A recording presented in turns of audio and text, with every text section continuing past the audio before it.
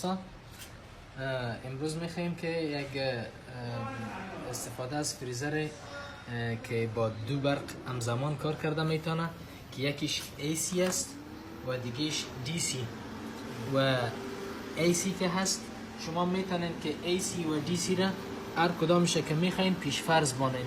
به طور مثال اگر بخواین که بطری را پیش فرض بانین، اگر برق شاری را که یعنی برق شاری است توسط یک ادپتر استفاده میشه، اگر این را بخواین استفاده کنین شما این را اگر خطا بکنین قطع بطری چالان است، ولی اگر بخواین که پیش فرض از این را بطری بانین باز شما بطری را خطا میکنین، این اتومات میره سر چی؟ سر برق شاری.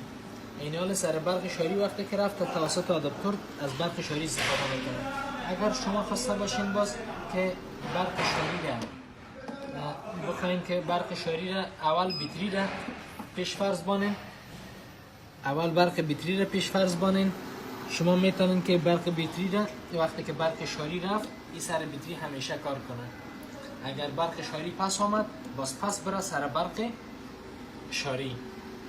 دیگه کارکرد ازی بسیار خوب است. استفاده از دو تکنولوژی از بطری و همچنان از برق شاری استفاده کرده میتونین. هر دو را اتوماتیک بازی خاطر که 24 ساعت برتون بتانه کار کنه.